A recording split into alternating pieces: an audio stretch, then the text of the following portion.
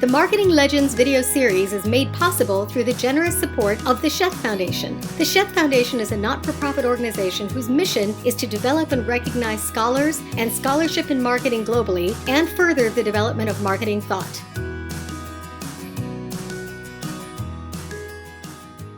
Welcome to the American Marketing Association's Marketing Legends interview series. I am Kent Monroe, the J.M. Jones Distinguished Professor Emeritus at the University of Illinois. I will serve as today's host. Since 1937, the AMA has served as a global leader in marketing knowledge. Today, the AMA strives to be the most relevant force and voice influencing marketing around the world, to be an essential community for marketing people. The Marketing Legends program is designed to honor exceptional marketing people within that community and to create a repository of educational content to inspire students, scholars, and managers. Today I'm speaking with Roland Rust. Thank you, Roland, for joining us. Well, happy to be here, Kent. Roland Rust is Distinguished University Professor and David Bruce Smith Chair in Marketing at the Robert H. Smith School of Business at the University of Maryland, where he is founder and executive director of two research centers, the Center for Excellence in Service and the Center for Complexity in Business. He has served as editor of the Journal of Marketing, founded the annual Frontiers in Service Conference, was founding editor of the Journal of Service Research, and currently is editor of International Journal Research in Marketing. He has received the AMA Irwin McGraw-Hill Distinguished Marketing Educator Award, the AMA Fellow Award, Fellow of the Informed Society for Marketing Science, the Paul D. Converse Award, and the Distinguished Marketing Educator Award from the Academy of Marketing Science. Professor Rust received his doctorate and MBA degrees from the University of North Carolina and a BA from DePaul University. Roland, I have just briefly summarized your background. Please give us a snapshot of your early life and tell us how you ended up studying marketing. Well, I really started out in mathematics, and I really studied math because I thought it was the easiest subject, which is maybe not the usual reason people study math. But I also was really interested at that time when I was in college. I saw my professors, they seemed to have a nice, easy life. You know, they would teach a few classes and then they'd go sit in their office and chat with students. I thought that was terrific. It seemed like a really great thing. So I thought I'd become a professor. But then I started out in a PhD program in mathematics, but then was gravitating toward the more practical parts of it, you know, the statistics and the applied parts of mathematics. And so I decided that I would switch over to business. And I found that marketing was an area that mathematics could really be helpful in. And so I started to become a student in marketing. And so I got my MBA and I got my PhD. And really, one surprise I got was that it wasn't so easy to be a professor because you know, people have to actually do research, which I discovered that I really enjoyed.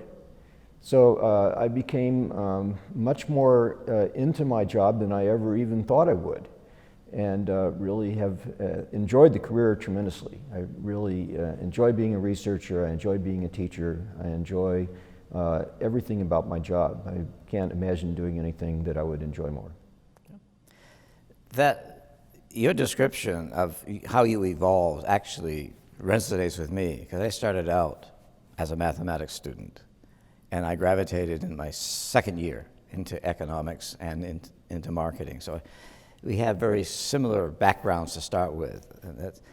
And I do remember when I first went to the college as a freshman, and they said, well, you're going to major in math, you should do physics. And I said, no, not physics, chemistry then. Okay, I'll do chemistry. But by my sophomore year, I'd found economics, and you could apply mathematics in economics. So that worked for me. I noticed that you are a runner and you were a student athlete at DePaul. Yes. So tell me a little bit more about your experiences there. Well, yeah, I was a very serious runner in college and ended up setting 12 school records at the school. I was a national class runner and ultimately was named to the DePaul Athletic Hall of Fame, which was a tremendous pleasure to me to have my athletic career recognized like that. I maybe got as much appreciation out of that as any of the awards I've ever won. You still run? Yes, I do. I actually was running pretty well until about age 60. When I was 60 years old, I ran a half marathon in an hour and 26 minutes, which is pretty good for that age. But since then, I've had a series of injuries that have really caused me trouble. So right now, I'm down to about 25 miles a week of running, and so I'm not running nearly as much as I was, and not nearly as seriously, but I'm still enjoying it. Do you do any coaching? Or? Yeah, in fact I do. I coach a number of runners and triathletes, and one of my triathletes just won the world championship in her age group. Very good, very good. Makes you feel very proud, I'm sure. Yeah, very much. Roland, what prompted you to start the Frontiers in Service Conference? Well, when I went to Vanderbilt, I started my academic career at University of Texas at Austin, and then moved to Vanderbilt as the head of the department. And we determined that we needed a niche specialization for our group. And we chose service because that was a very rapidly growing area. And so I had, up to that time, really done no research in service whatsoever. But I decided to switch my research to the service area. And as part of what I was doing with the department, I started a Center for Excellence in Service at Vanderbilt, and then tried to help boost the infrastructure for the service field. And part of that infrastructure was building the Frontiers in Service Conference, founding that. And it's now in its 25th year. It'll be held in Bergen, Norway in June, and this will be the 25th. And then the other thing that I founded was the Journal of Service Research, which that started up in 1998, and it's now a very highly regarded journal, by far the highest cited service research journal, and it's been around now for 18 years and is going strong. How do you see this evolving, particularly research and services? How has it evolved, and where do you see it might be heading? I think that the big thing that's driving service research is technology. I think everything follows technology. And so what you're seeing is all these methods of communicating better with customers, analyzing information of customers, and of course, the big data that everybody talks about is typically customer data. And so these three are all things that are driven by technology, and all are proceeding very, very rapidly and advancing. And so everything that's happening in service is coming from this.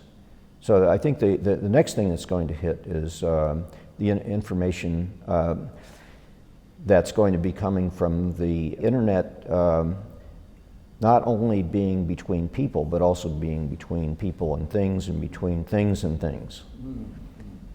So I think that is really going to change service tremendously. The other thing that's really going to emerge, I think, is mobile service. Just about everybody now has some sort of mobile device, but marketers have not really figured out yet how to leverage that. And I think that's going to be a tremendous advance in the service field.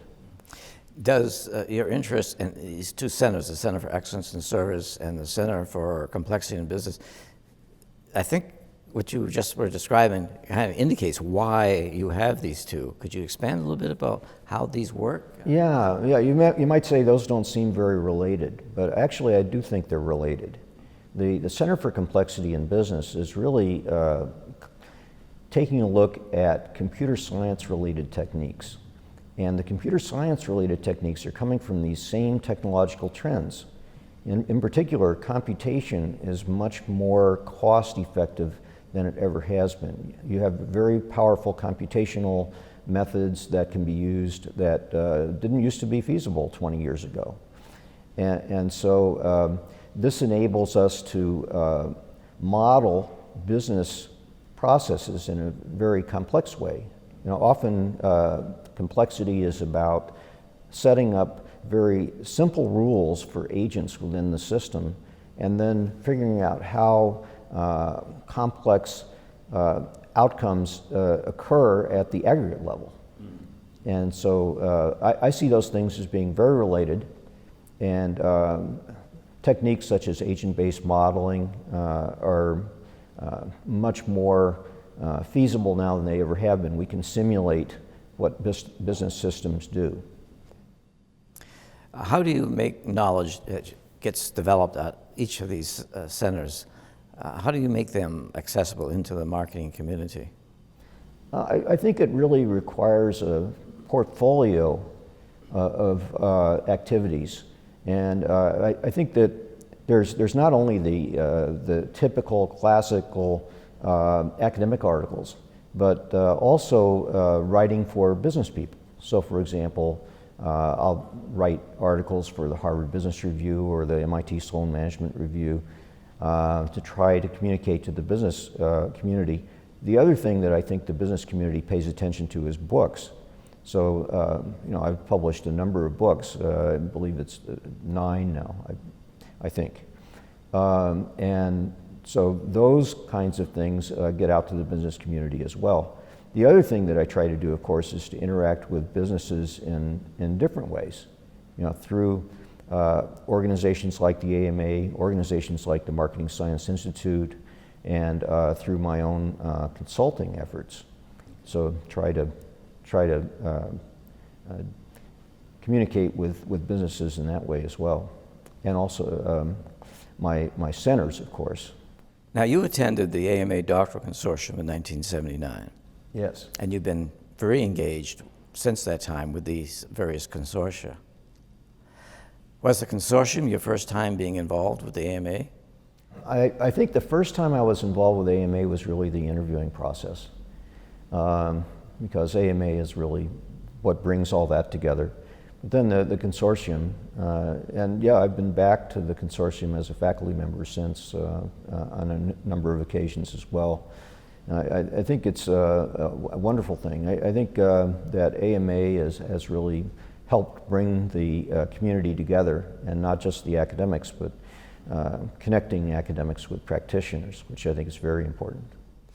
How has your involvement with AMA influenced your own career since you actually were at the consortium back in 1972? I think that the one thing AMA does is it brings people together and creates community.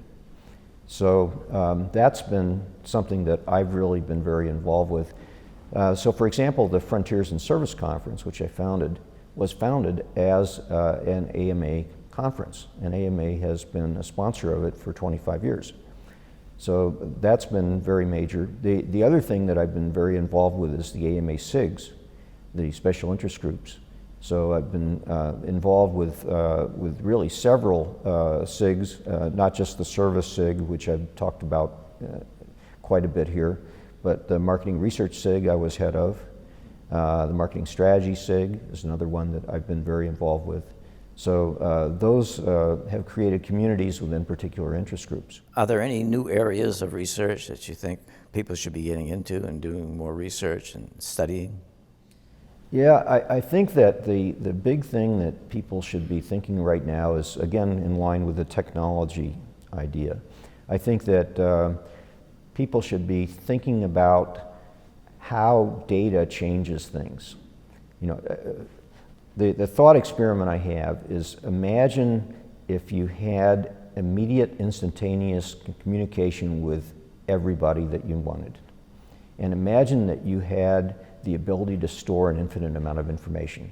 And imagine that you could analyze that information instantaneously any way you wanted to do it. To me, that's the direction the field is going. So often what that means is thinking about computer science methods, because the computer scientists are the people who are most advanced. Computer science and information systems people are the ones that are most advanced in thinking about how to deal with data, how to put data together, how to structure it, how to analyze it quickly and efficiently. These are the things that I think are really going to change our field. Much of your work has focused on quality and productivity in service and how to measure its financial impact.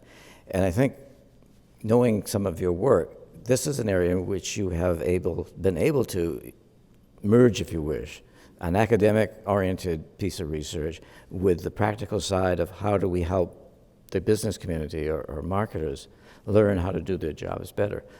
So, are there differences, and have you found there are differences in how you look at this between whether you're working on quality and productivity in the service area, or are these methods equally applicable into manufacturing and other areas of business? Yeah, that's a very good point that you're making. It really turns out that quality and productivity work very differently in service than they do in goods. You know, with goods, you very often have a situation where if you increase quality, you increase productivity simultaneously. That's the Deming quality revolution. That was what that was all about. You know, the traditional quality methods all assume that you can improve quality and productivity simultaneously, and typically you can.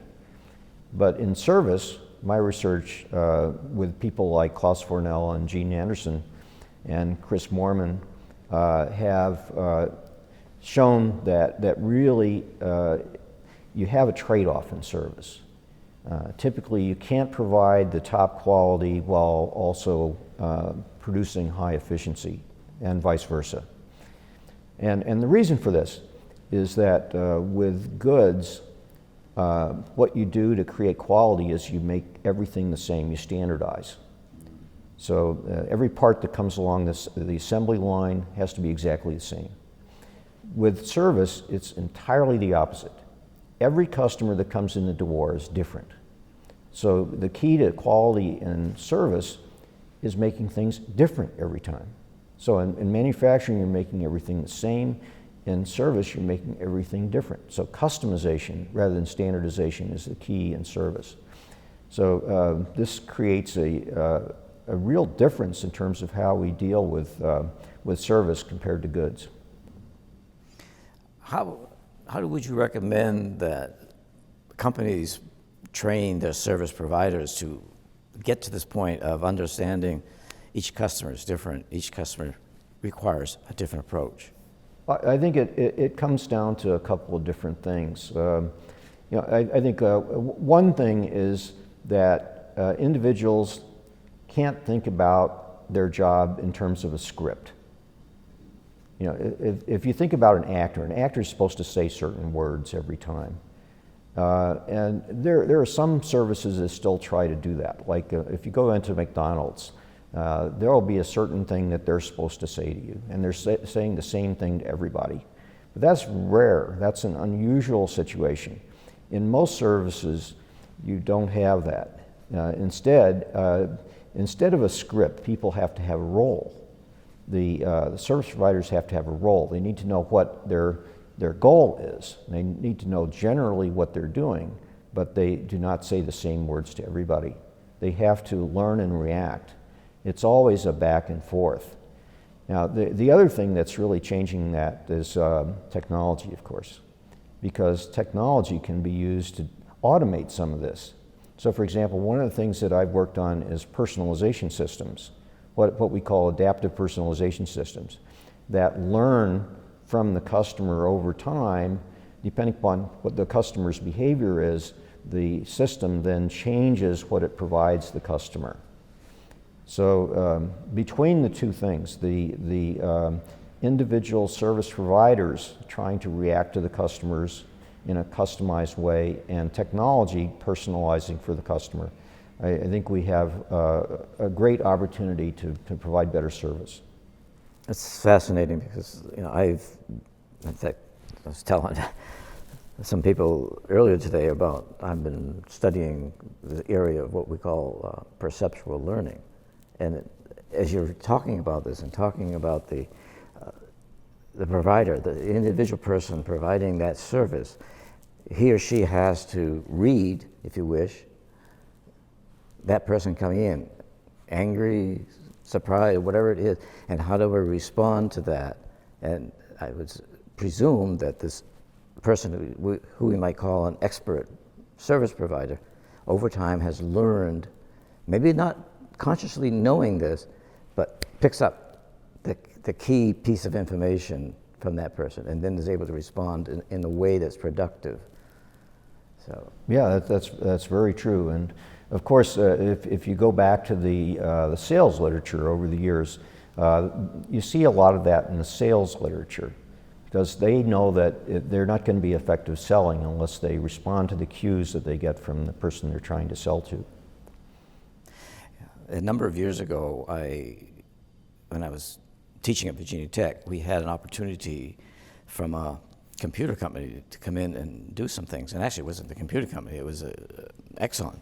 And during the expert man's presentation, he made the point, have to teach people how to listen. That's how you're going to get it. If they hear and see and then respond to that. So that's always stuck with me. Yeah, it's very true. But in this case, it's not just listening. Right. I mean, it's listening and observing. You know, you observe behavior as well as listening to what the people say.